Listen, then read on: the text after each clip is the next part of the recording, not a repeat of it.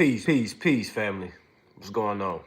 Public, private, major live, y'all. Make sure y'all share. All right. If you have a mortgage, if you have a lease, car contract, all right. If you know somebody that has a lease, mortgage, or a car contract, we're going to focus on those three things and those three things only. All right. This live is going to probably last about an hour. All right. We're going to go straight information, no side talks. All right. Again, this live is geared strictly towards understand the private administrative process and the public administrative process when you're trying to zero out your account. All right. Now, for those that don't understand who I am, all right, I've been teaching, I guess you can say, consumer law, contract law for the last 4.5 years. All right. Trust and believe there's plenty processes out there, family. Plenty processes out there. All right. So you have to understand. All right. I teach people how to leverage security interests. All right.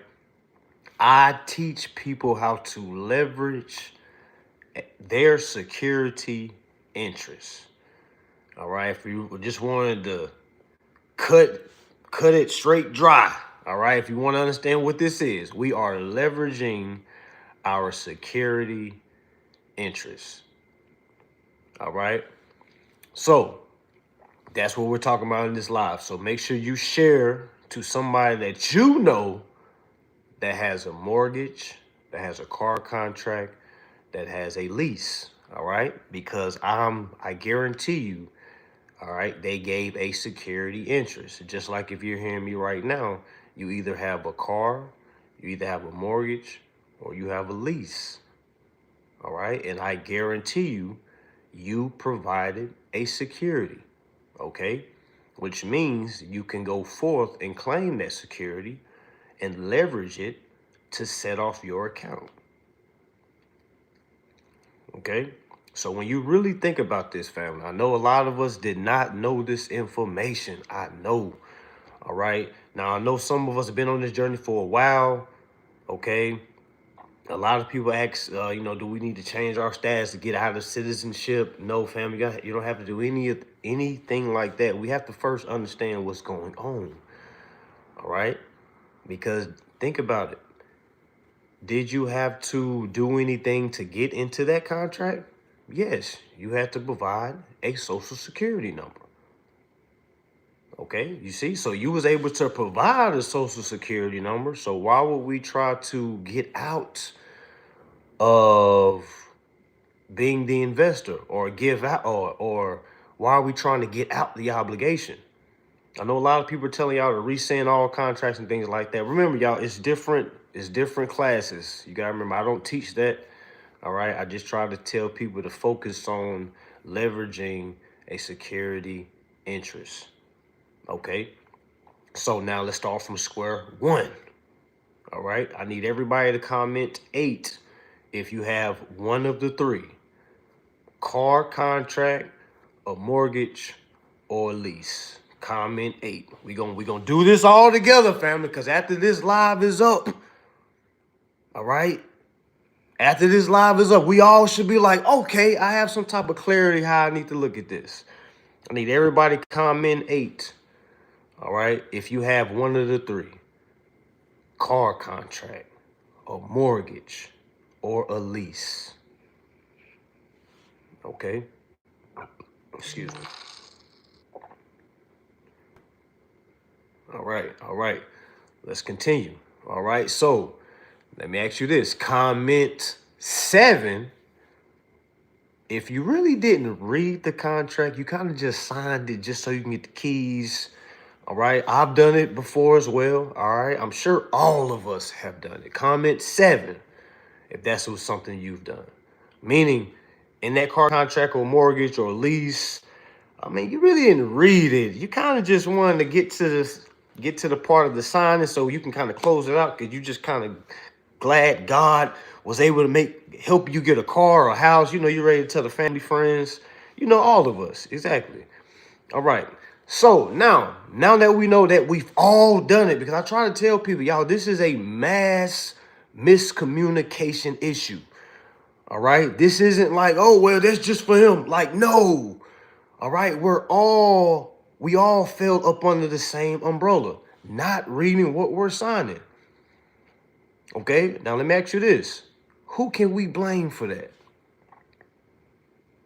I'm going to be the first one to say, I'm going to blame myself. I can't blame my dad. I can't blame my mom. Yes, I had them the whole way, Well, I can't blame them. Okay, I can't blame the government. I can't blame white people. I can't blame black people, brown people, purple people. I can't blame citizens, non-citizens.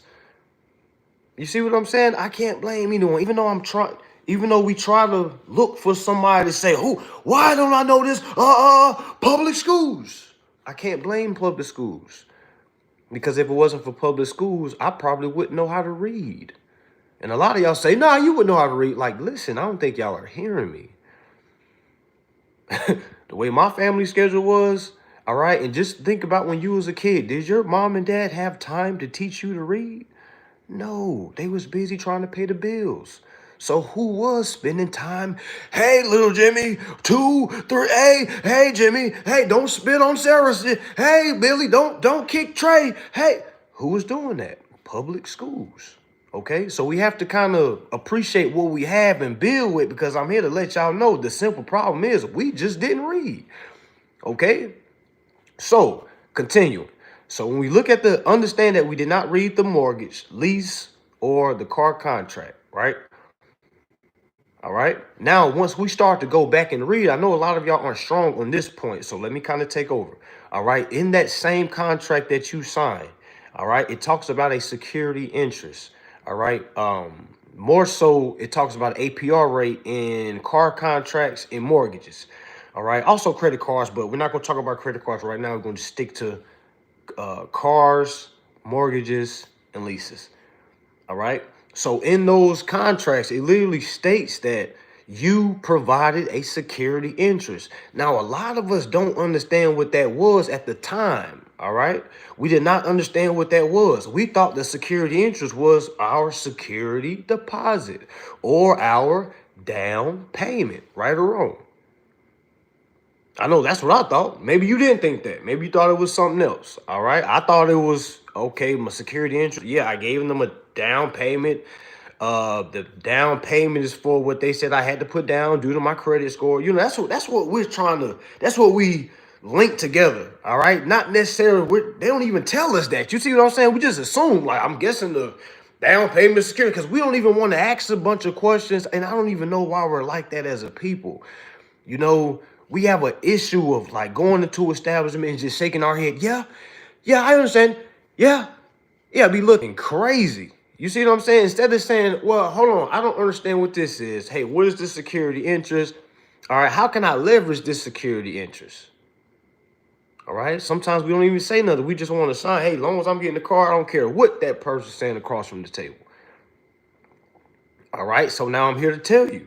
All right, when you applied, all right, you were supposed to attach an application. You were supposed to attach, no, my bad. But the application, you were supposed to attach a tender of payment. My bad. Let me say it again. I don't want nobody to mess my words up. All right. With that application that you gave, you were supposed to attach a tender of payment. Okay. Now, since you didn't do it at the application, when it came down to signing for that mortgage or lease or that car contract, you could have also tendered the payment right then and right there. But that's not what happened, right? What happened? All right, y'all let me know if I'm wrong, because I'm sure we all went through the same boat. Y'all let me know if I'm wrong. What happened was we applied, we waited for them to approve. They said put down the security deposit, down payment. We put it down. They called us back in to sign some documents or emailed us. We were so happy. We didn't read none of them disclosures. All right, we just getting straight to the e-doc. Ha. They say, hey, we just need one more document, then we'll close out. We're happy to get the keys. Okay, we're not even really understanding really what's going on. Then they hit us with your first payment won't be until 2 months from now. You know, we might have signed under a special or something like that, saying, hey, if you get a car now, the first 3 months is free. You know what I'm saying? Like, they may hit us with something like that, make us feel good. All right. What they're really doing, okay, is telling you, don't do anything until we send you a bill. All right. So let's just say it's 30 days. They don't send the bill to the next 30 days, right? All right, right or wrong? Right. Okay. So next, when we get the bill, it's already been 30 days since we even claimed anything. So they can go ahead and assume that we're not going to perform. So as the marriage happens, because you got to remember, we signed the contract. That means we're binded together. Okay, meaning we're married. Okay, and if anybody's in a marriage, you understand, you whatever your better half doesn't do, you can do for them. All right, you can basically do it on their behalf. All right, so think about it same way in contracting. All right, we wait 30 days until we get another bill, meaning we already done signed the contract. We didn't give no instructions on what to do with our security interest because, again, we didn't know what that was. We thought it was just the security deposit. All right, so 30 days go by. They send a bill and say, hey, your account is due.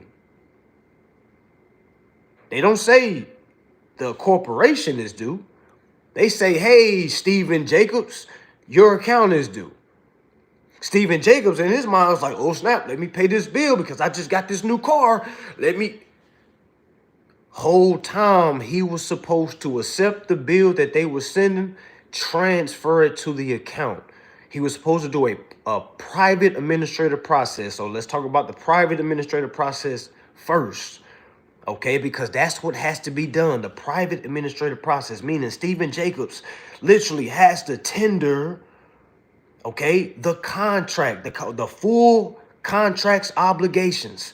All right, he signed and said, hey, I promise to pay X amount of dollars for X amount of months. But we don't understand pay means perform in contracting, family. Pay does not mean go get a job and go use income to pay a credit. No, or a debt. No, you can't pay income to pay a debt. All right. The only way to offset a debt is with a credit. All right. So that's why we hear wealthy people say good debt. All right. Because every debt has a credit. You can't have credit with no debt. You can't have debt with no credit. So when you hear people say, I'm all out of debt, all right, that's an indication of saying you're broke, because if you don't have any debt, you don't have any credit. All right. Now, again, next level, I'm not talking about folks that's trying to manage a credit score. I'm talking about those that actually understand how to transfer a debt into a credit. All right. They understand debt is good. All right. I know a lot of time that's not taught to, the lower class, the invisible middle class. All right. But you know what I'm saying? I'm just being honest with y'all. Okay. Debt is good when you understand how to transfer it into a credit. All right. Because there is a credit there. All right. So let's continue. All right. So Stephen Jacobs. All right. I got to remember his name. All right. I just made him up on the spot. All right. So Stephen Jacobs. All right. Let's go ahead and make a whole scenario. Let's say he got a car. Let's say he just got I don't know, some 150,000. All right, I guess he just signed for 150,000. He put down 10,000. All right, he put down 10,000. Oh, y'all said the live is breaking up. Hold on, let me slow it down a little bit. We good, Instagram? Are we good? Are we good? Oh. Yeah, it's breaking up. I don't know why. Yeah, we good on YouTube. We rolling on YouTube. Yeah, I don't know, Instagram. Yeah, pay means to perform. Yep. A lot of us think pay means to go get a job and use income because that's what our moms told us. That's what our dad told us. That's what our uncles told us, aunts, grandmoms, grandpas, coaches, anybody that we looked up to, or, we just, we followed. Okay, we always hear it. No matter if you're corporate, no matter if you're in the streets, even if you're in the streets doing street business, all right, the whole objective is to have enough money that you can pay bills. Now you can start paying other people. You see what I'm saying? Like that's the whole objective to hustling is to get money to pay bills. All right, the whole objective of working, no matter if you're corporate, is to pay bills. All right, but if every individual that live those type of lifestyles, no matter if it's street, no matter if it's corporate, if each and every one of those individuals understood how to leverage interest, all right, they would not be doing what they're doing. All right, you would not be having the mindset that you have. And I know it's easier said than done. All right, but it's a total mind shift, family. It's like it's a total mind shift. Everything that we've been brought up. Remember, some of us is, 20, 30, 40, 50, 60, 70, 80, 90.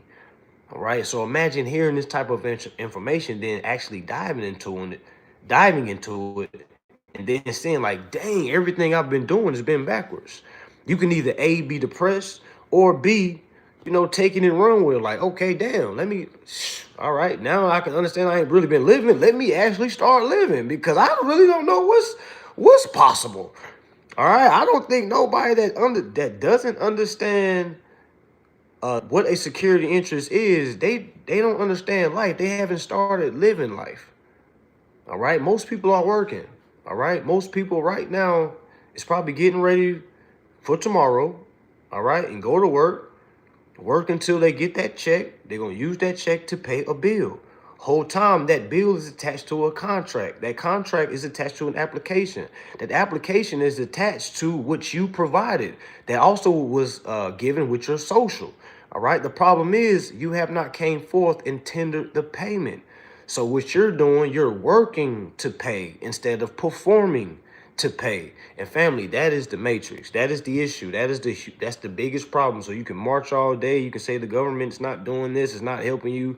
This goes for your medical. This goes for life insurance. This goes for cars, houses, leases, bank accounts. But we just talking about leases, mortgages, and cars. All right. We're still on the private administrative process. The private administrative process is what you need to be sending to the corporation. So meaning the example that we're using is Stephen Jacobs. Let's say Stephen Jacobs' car, his vehicle was 150,000. Let's say he put 10,000 down. Let's just say they said now he just owes 140,000, even though we know that 10,000 doesn't really go to the car, but let's just say you did. All right, so let's say Stephen Jacobs now owes $140,000 to the account. All right, so now what Stephen Jacobs can do, instead of going to work and getting the money to actually pay back or quote unquote pay on 140,000, he can simply ask the bank or whoever he got the car from, ask them for a payoff sheet. Let them know, hey, I want to go ahead and pay off the car. All right, he gets the payoff sheet. He has his contract as well. All right, because what he's going to do is accept the full obligation of the contract. He's going to accept the full 150. Now, why isn't he going to accept 140? All right, did anybody know why he's not going to accept 140? He's going to do 150. Anybody know? Let me see where the vet said. Where the seniors at? Exactly. Because his application was worth whatever it is he applied for. All right, his application was worth the full contract. Now, how do we know this? All right, let me see where y'all at. How do we know this? How do we know that his application is worth whatever it is he applied for? How do we know this? Who gonna drop it for us? Who gonna drop it? I'm not even gonna say it. Federal Reserve Section 16. There it goes. All right. So as you see those that are beginners, as you see the people in the comments, they know. All right. They know. Now, do they have results? Maybe not. That does not stop them from building what they're trying to learn. You see what I'm saying? You have to build. All right. They have to build this information. They have to build the puzzle. All right. Before they can get results. Just by knowing Federal Reserve doesn't get you results. You see what I'm saying? It's a puzzle.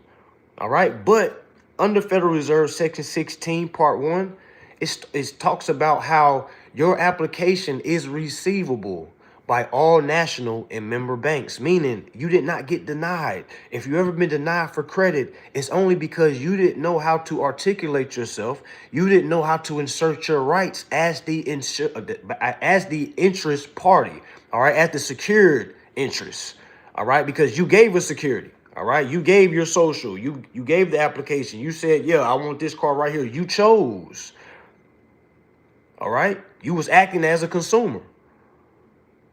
All right, a consumer is a creditor. A creditor is any individual that contemplates consumer credit transactions. So you the one that sat on your couch and said, I want a car.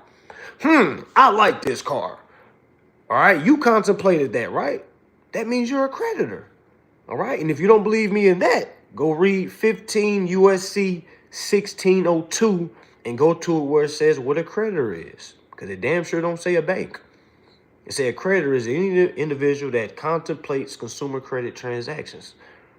And that's what we do. We contemplate. We sit down and say, I like this car, or I like this house. Damn, I like this house. This house got a gate.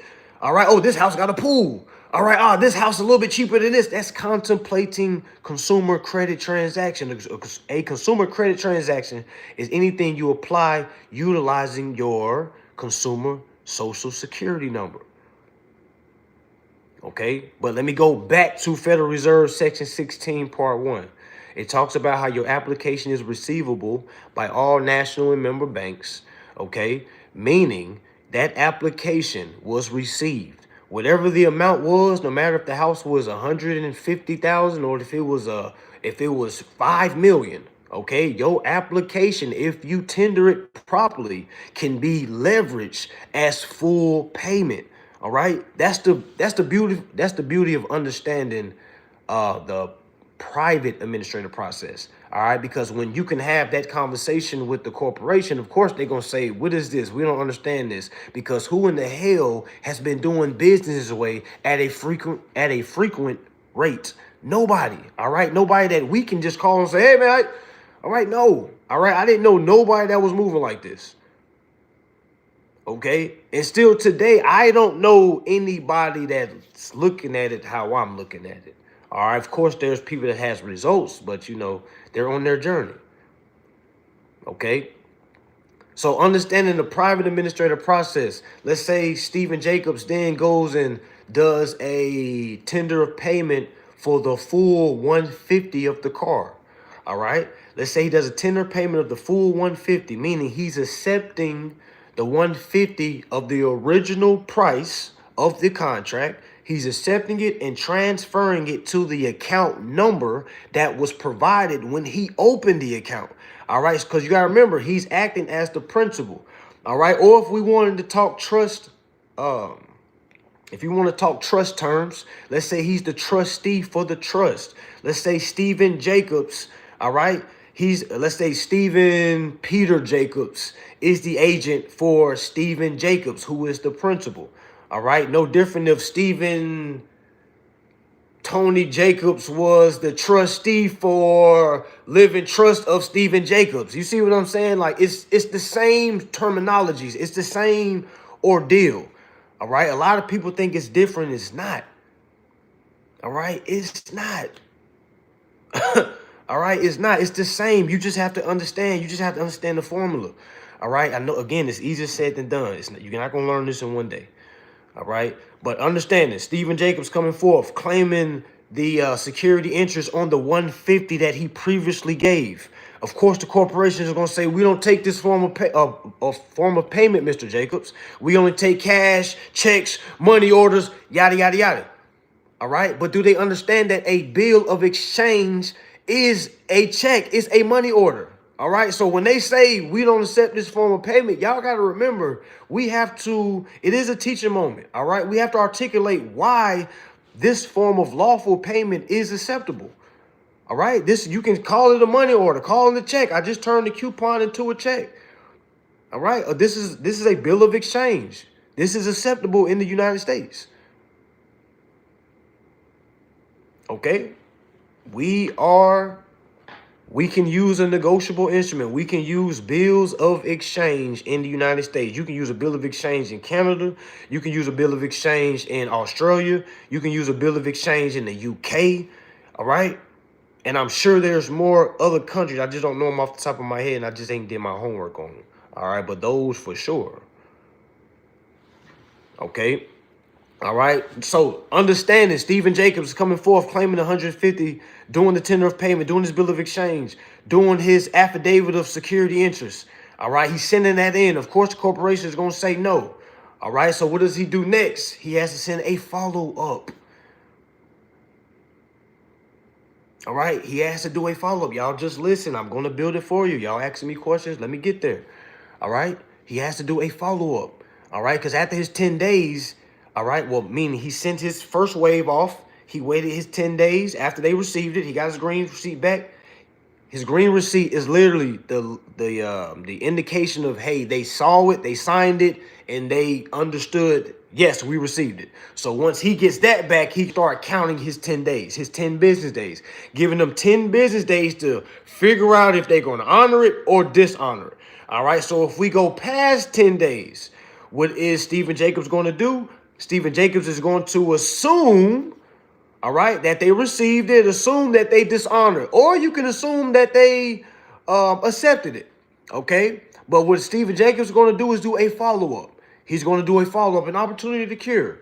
All right, let them know, like, hey, I've sent off my tender of payment for the full obligation. I haven't got any type of correspondence back. My account is still showing the same. This is your opportunity to cure. All right. Stephen Jacobs will give him 5 days. Again, he's going to certify mail. All right. After he send it off. And when he gets his green receipt back, he can start counting his 5 days.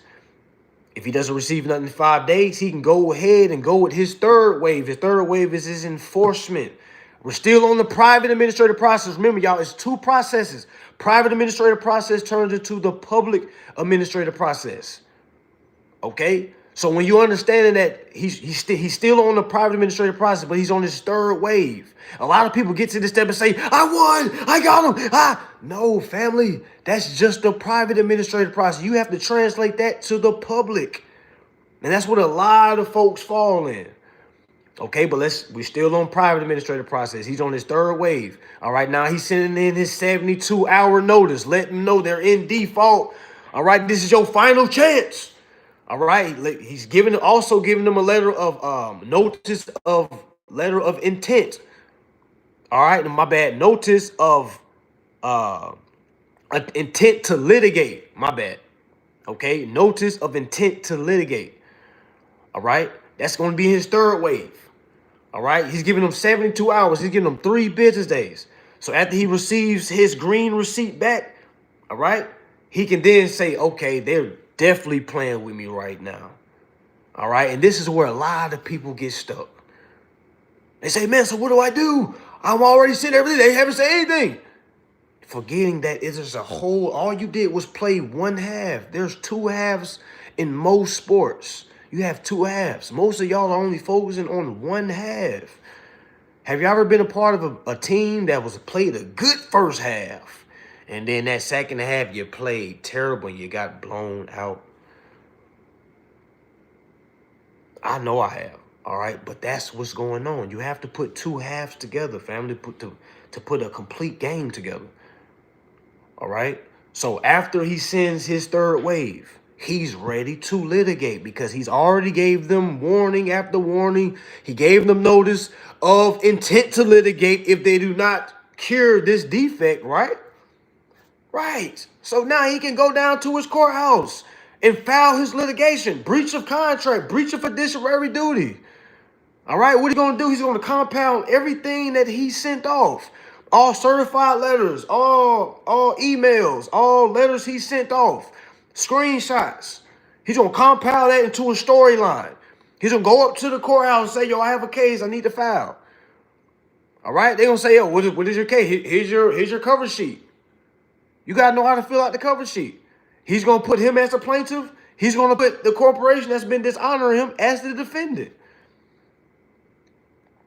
All right. He's a resident of the state, and that corporation is authorized to do business in the state. So we understand it's not going to be diverse citizenship. All right. We just established jurisdiction. So now the corporation can't say, whoa, whoa, whoa, whoa, whoa, motion to dismiss for lack of jurisdiction. You see what I'm saying? Like, that's how you weed that out. Go ahead and establish it. Let them know, like, yo, they're established, they're authorized to do business here, and I reside here. Okay, let's go. This is where we're supposed to have this battle. All right. He wants to say it's breach of fiduciary duties. It is, because he's gave them. They're the managers of the account. You gotta understand, the fiduciary is a manager. Okay, is a manager of a trust. Okay, so you gotta understand, like, or let's say manager of financial documents of a corporation, or again of a trust. All right. So if I, as the owner, send you instructions on my account to transfer my 150,000 so I can set off my obligation for that car, you see what I'm saying? Like, they don't have any right to tell Stephen Jacobs no, and they don't have any right to ignore Stephen Jacobs. Stephen Jacobs is trying to set off the obligations. He's trying to do what the honorable thing. He's trying to do what's in good faith. All right. So imagine them saying, nope, you can't pay it, but you got to pay it in this way. Like, who are you to tell me that, manager? Who are you to tell me that, fiduciary? All right, I hired you. You didn't hire me. I came to you because I was contemplating consumer credit transactions. I said I wanted to go down and go get that. Well, let me remove myself. Stephen Jacobs said he wanted to go down there and get that car. Okay, Stephen Jacobs said, oh, well, let me go down to Ford Finance and let me go get this new. Stephen Jacobs was acting as a creditor.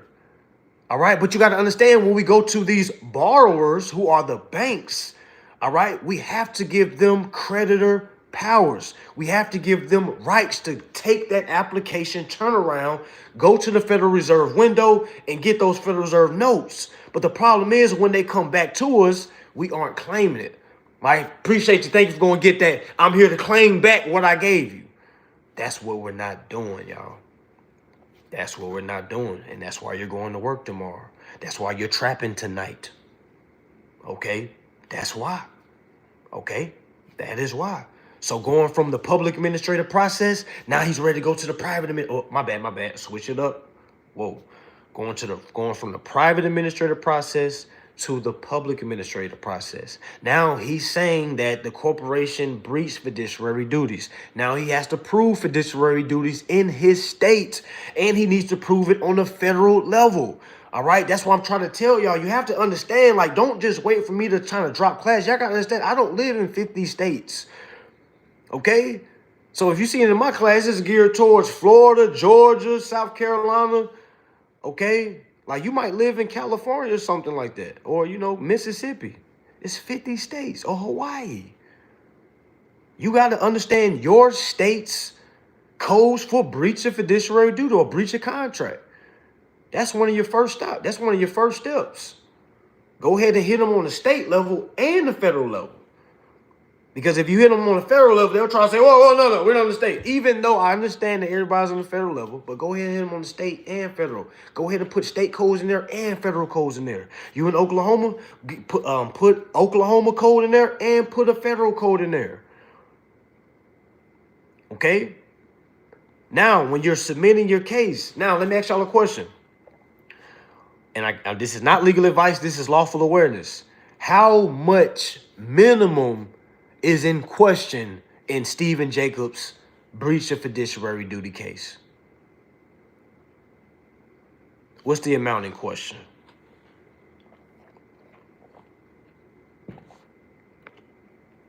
What's the amount in question? Minimum. Good job. 150,000. So in question, because we got to remember, how much was Stephen Jacobs' tender of payment? How much was his bill of exchange? 150,000. Why? Because his contract was worth 150,000. You see what I'm saying? So he's going to sue minimum. The amount in question is 150,000. So that's going to automatically take him out of small claims, right? Right. All right, you can't just go in there and say, I'm suing for 1 trillion. I'll be having people in my inbox saying, brother, if you can help me with this case, I got a $1.5 trillion case on my car. And I'm like, how? How? Where are you proving that from? I'm not about to waste my time with that. You see what I'm saying? It has to make sense, family. All right, that sounds like a frivolous claim off rip. Okay? No, the application is not the bill of exchange. No, it is not. You got to remember our consultation. The application plus the tender of payments. All right? The bill of exchange with that application. The application by itself is nothing. It has to be accompanied. You got to remember, Federal Reserve Section 16 says the application must be accompanied with a tender to the local Federal Reserve agent. The local Federal Reserve agent is the CFO of the financial institution that is receiving that application. So no, it is not the leasing company. No, it is not the property management. The property management has a bank that they do business with. So that bank, whatever bank that property manager is doing business with, whatever bank that leasing company is doing business with, that's who is turning your security deposit into a collateral. Okay, now, no, you can't call the banks and say, I have an account up there. No, because the account didn't go through them. It went through the property managers. It went through the fiduciaries. All right, you have to do your, what do they call in the military? Your chain of operations. You got to, chain of command.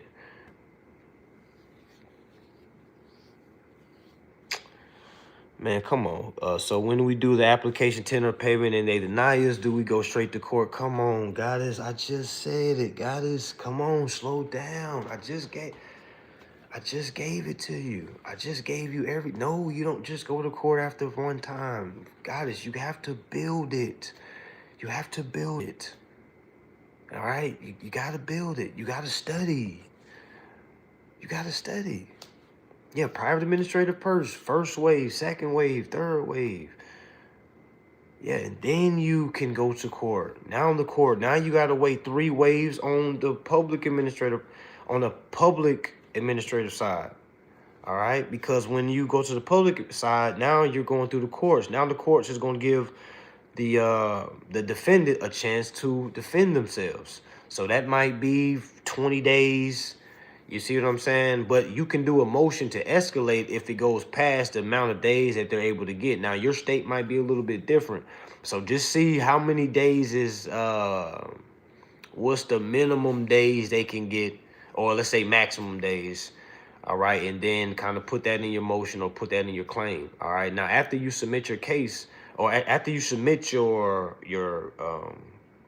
petition or your claim to the court, all right, it's going to get accepted. It might take 24 hours. It may take a little bit longer. It's going to get accepted. And then you're going to get a case number. That case number is basically an account number for that case. Okay, that case number is literally account number for that case. So now it's got accepted. Now Stephen Jacobs is going to start getting some correspondence. All right. See, a lot of y'all don't get to that part.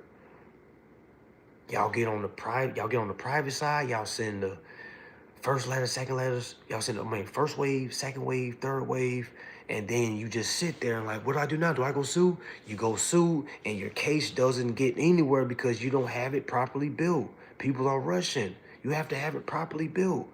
By the time you get to court, you see what I'm saying? By the time you get to court and they accept your case, that lawyer for the defendant, oh, you gonna see them go to work. All right, you gonna see them go to work. I promise you. You all of a sudden they gonna say, hey, here, we're here. You're like, damn, I've been trying to get in touch with you for the last month. You see what I'm saying? But the reason why they're saying something now is because they can't ignore those. They can't ignore when it goes public. They can ignore you all day in the private. That's why over the last 4 to 5 years, I've been teaching people the worst case scenario. I've been teaching you what to do when they say no. All right? But people still are getting stuck. All right? Keep going. If you didn't receive anything, it means no. All right. So you got to think. So when you go to the make it public, now they're going to get a chance to answer. What is going to be one of their number one responses? Let me see if I can see some experienced folks in there. All right. What is mainly their number one response? I'm gonna give you a hint. Motion to they very first response is always this. Motion to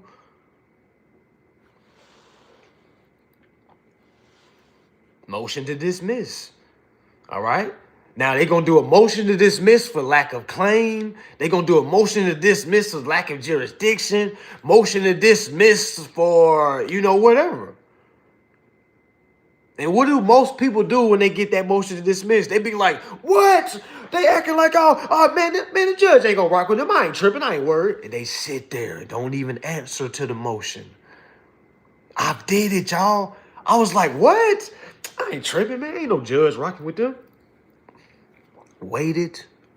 Y'all, I woke up and it said motion to dismiss granted. All right, because I didn't answer.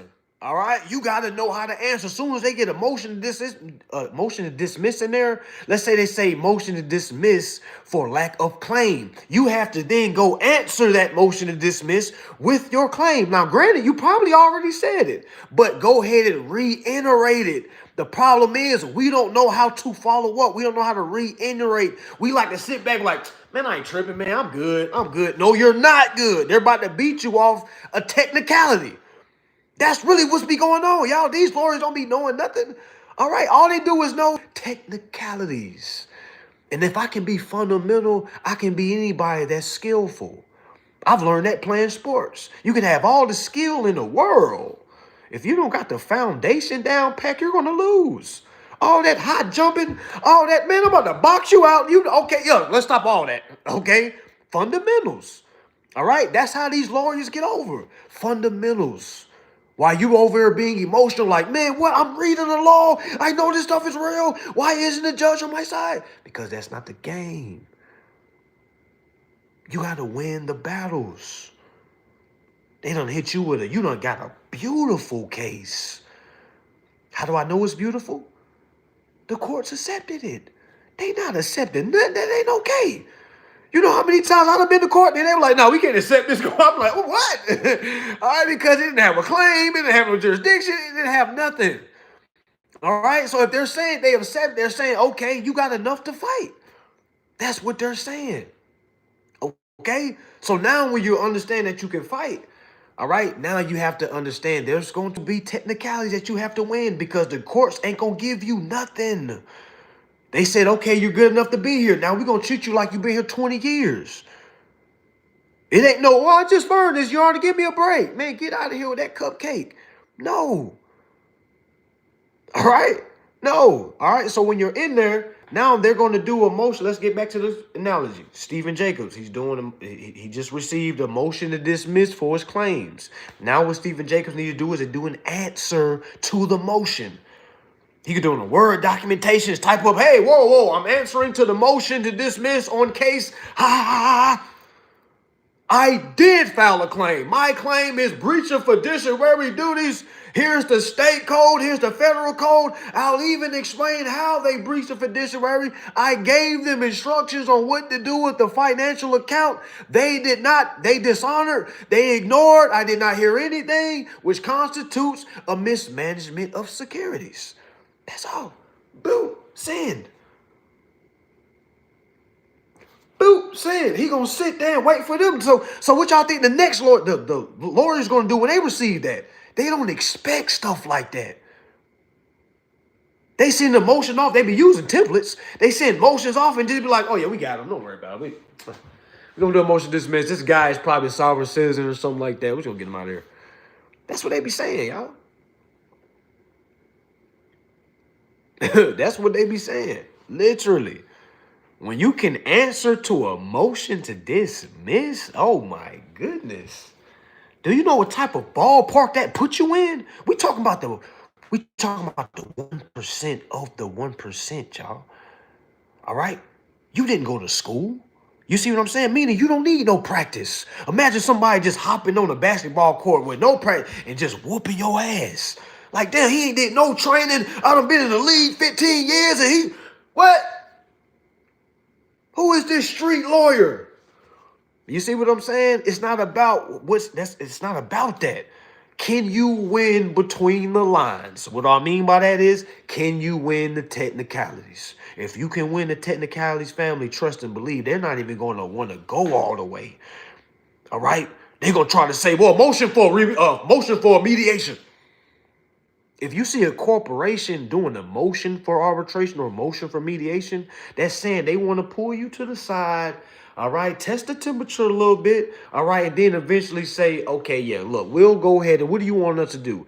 All right, I got a lot of people that get to this point and blow it. Blow it. Y'all know what they do?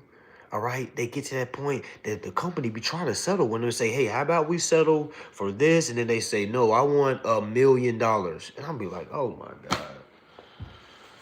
Oh my goodness. Like, yo, what are you doing? What are you doing? That's why I said the greed in people always come out. It come out at the weirdest moments. We be right there. And like, well, I told him to give me $1 million because I feel like all my pain is starting out. Like, oh my God. Oh, like, we'll get there. Like, look, they're trying to talk to you. Like, no one is giving you $1 million. All right, no one is doing that. Okay? Talk to them. Keep money out your mind. Just literally say, hey, I see you want to talk to me. How about we do this? Okay, I see that you're trying to negotiate. I'm willing to make all this go away as well. How about you just zero the account out? How about that? How about that? I'll knock off the fees. All right, you just zero the account. Why can't we do that? Why can't we do that? It's like y'all forget what we came here for. You know what I'm saying? It's like so many people do that. Like, well, I thought I could just say $1 million. They got it. I'm like, oh my God, man. No, man. Focus on why you came here, man. That's why I try to tell people, stop thinking about the money. All right? Some of us are too poor to be thinking about the money and the process. All right? Let that go. It will come. All right, you got to handle your business first. Especially if they pull you to the side like, yo, we're talking about a settlement. Even you got to understand, like y'all don't watch Shark Tank. Y'all don't watch the first deal is always trash. Of course, you got to negotiate. Of course, they're going to throw something crazy at you. They do something crazy at me. I'm like, what? I'm walking out. They're like, whoa. All right, okay. We'll redo the contract. All right, that's what you want. All right, they're opening up. All right, yeah, go ahead and let's redo the contract. I'm willing to redo the contract, but first, are y'all willing to zero the account out?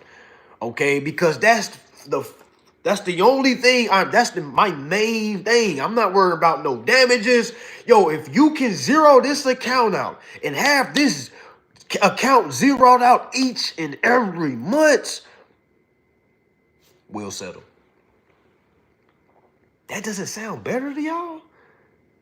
You getting your house zeroed out each and every month don't sound better than $1 million? Because you're poor. You see what I'm saying? You so focused on $1 million.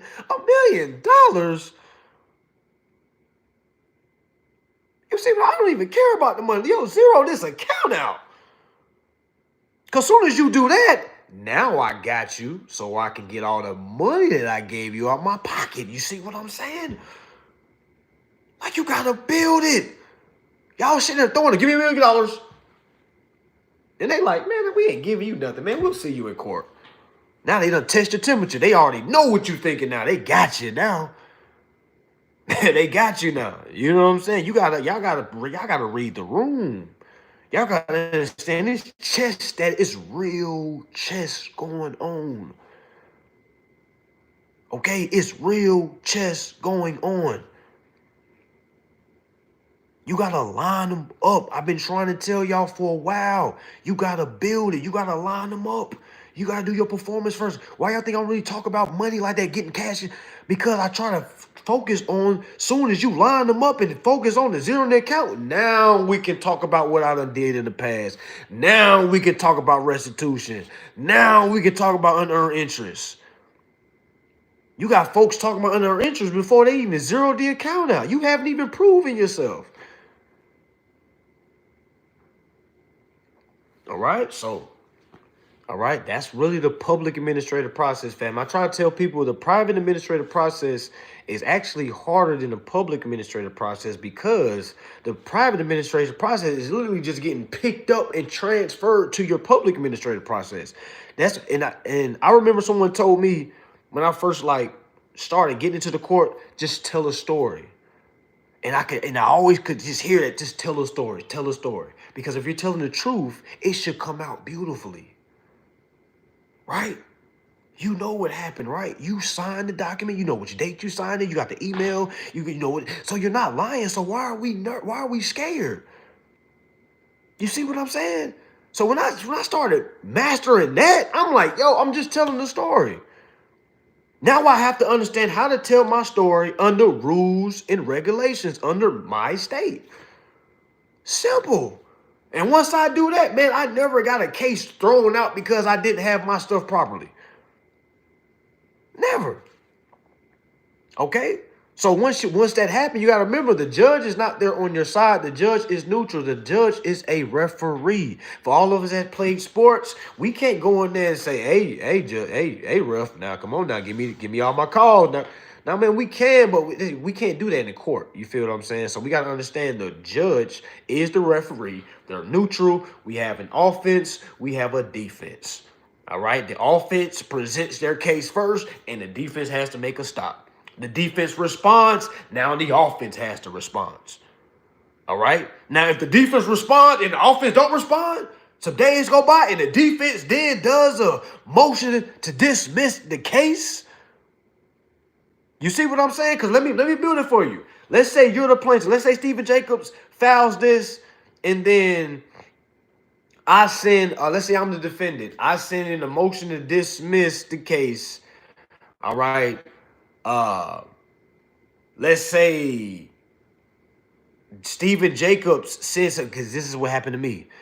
Stephen Jacobs sends something in that doesn't answer the motion. Let's say Stephen Jacobs say something that ain't got nothing to do with what they just said. Meaning he say something like, Your Honor, they're trying to defraud me. They're just trying to say this so they can get out of them from committing fraud. Let's say I say something like that.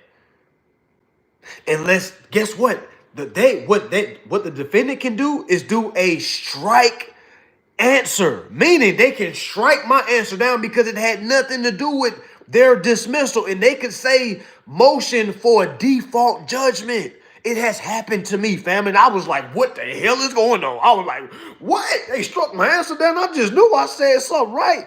The judge went with them, and I'm like, dang. I said, yo, I got to learn what's going on. Okay, I got to learn what's going on, because I thought I could just I have to answer. All right, it has to say answer. All right, they struck mine down, and then I tried to use that tactic on another case. I tried to do a